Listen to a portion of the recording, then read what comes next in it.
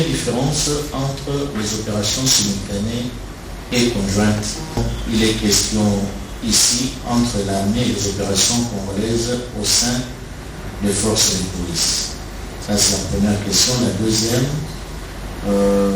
c'est quoi la procédure de remise de police à police dans le cadre de cette coopération? De bonnes questions. La différence est simple.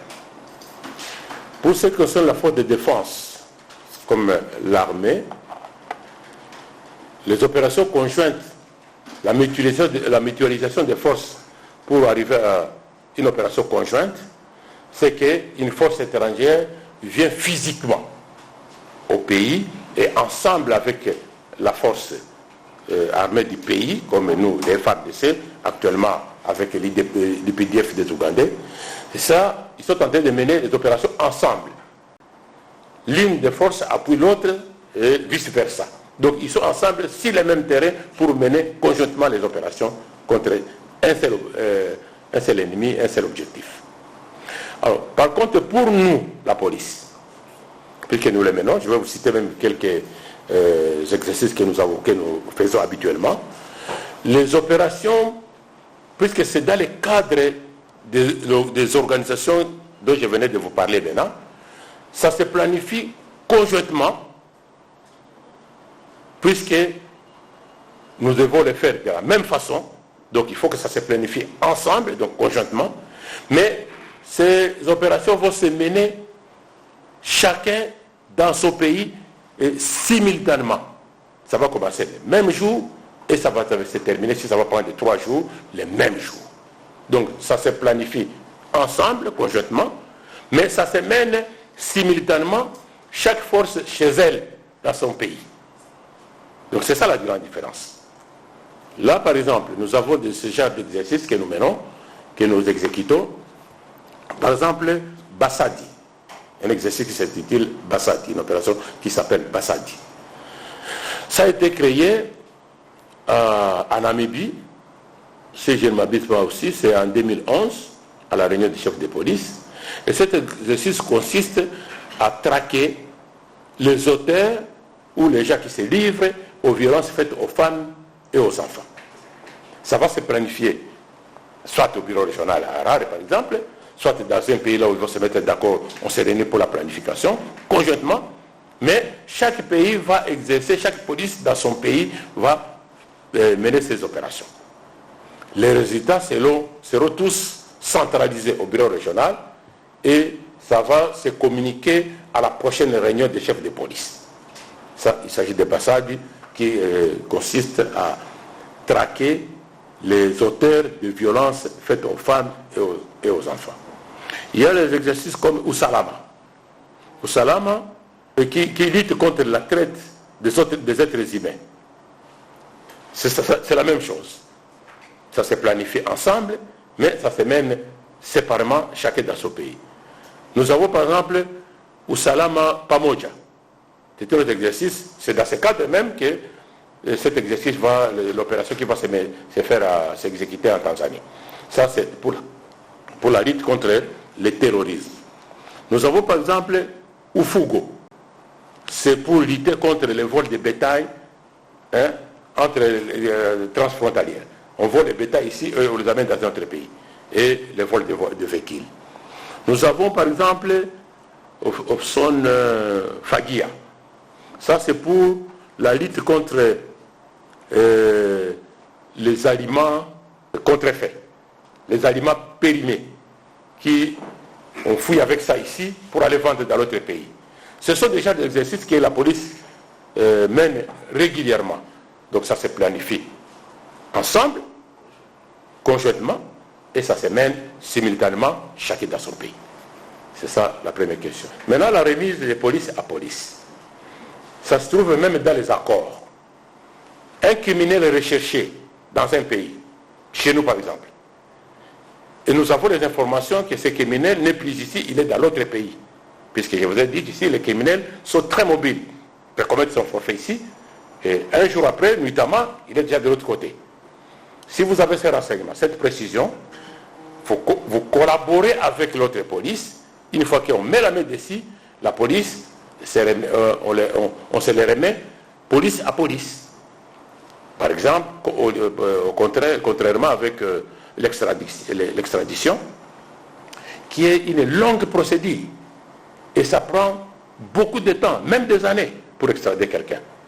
Et s'il n'y a pas cet accord d'extradition entre ces deux pays, on ne vous les retourne pas. Tandis qu'il y a des accords de remise de police à police. Et là, pour les cas qui est palpable et concret, vous vous souvenez tous ici de l'assassinat d'Ngeza Simba à Goma, paix à son âme.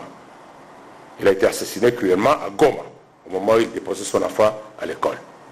Mais certains présumés assassins ont été arrêtés au Rwanda et on les a retournés, puisqu'il existe cet accord-là, de police à police. Et ils sont jugés chez nous, bien qu'ils étaient là-bas. Mais la police ou les services de sécurité congolais n'allaient pas traverser pour aller prendre au Rwanda. C'est grâce à cette coopération de police à police, de police à police. Est-ce que vous pouvez dire en des termes clairs le dernier mot en rapport avec justement ces relations entre le Rwanda et la République démocratique du Congo, ou entre la République démocratique du Congo et n'importe quel pays au niveau de votre organisation? Oui, tout à fait. Encore une fois, merci pour cette intervention. Peut-être avant d'en arriver, il fallait que je donne une précision qui fait que ça crée même la confusion des missions que nous venons d'effectuer. Pourquoi confusion? Puisqu'il existe un projet au niveau régional. Je vous avais dit que le bureau régional se trouve à Nairobi et les centres de lutte contre le terrorisme dans ces bureaux régionaux. Il existe un projet d'ouvrir une extension de ces bureaux. Et ça, c'est au niveau régional, à Goma.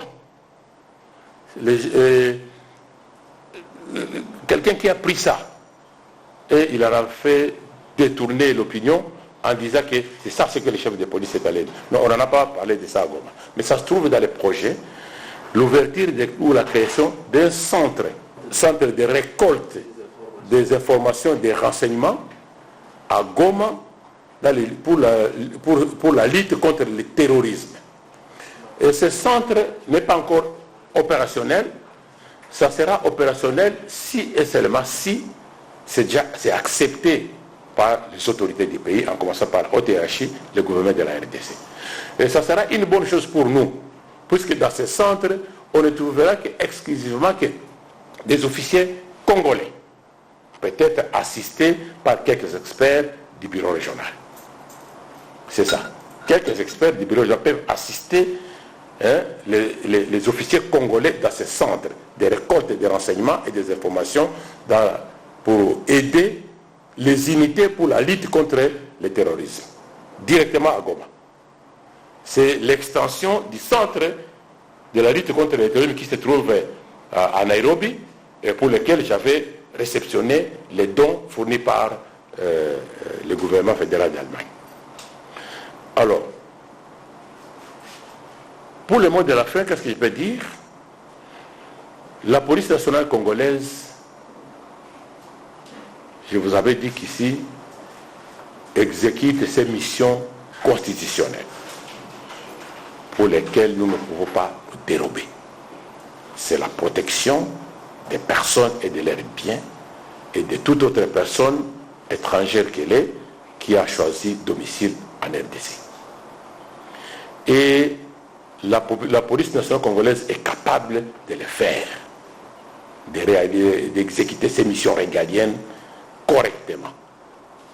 Le président de la République, commandant suprême, a toujours insisté, il a toujours donné cet ordre de la formation à l'ordre de la police nationale congolaise, à tous les niveaux, à tous les échelons, et dans toutes les spécialités possibles de la police nationale congolaise, la police et la force spéciale, la police de proximité, ainsi de suite, pour qu'elle arrive à exécuter ses missions régaliennes correctement dans le respect des droits de l'homme. Et il est question tout simplement, ou une demande que j'ai formulée à la population congolaise, de faire confiance à sa police. C'est unique, c'est celle-là la police. Et la police est est capable de sécuriser sa population. Un policier rwandais sur le sol congolais? Il n'y en a pas. Et nous n'en avons pas besoin. Et on n'en a même pas parlé. Pas du tout. Il n'y a aucun policier, aucune unité qui se prépare quelque part, et au Rwanda, que ce soit au Rwanda, que ce soit n'importe quel pays pour venir chez nous à Goma. Non. On n'en a même pas, ça ne trouve pas même dans un document quelconque que nous avons travaillé avec.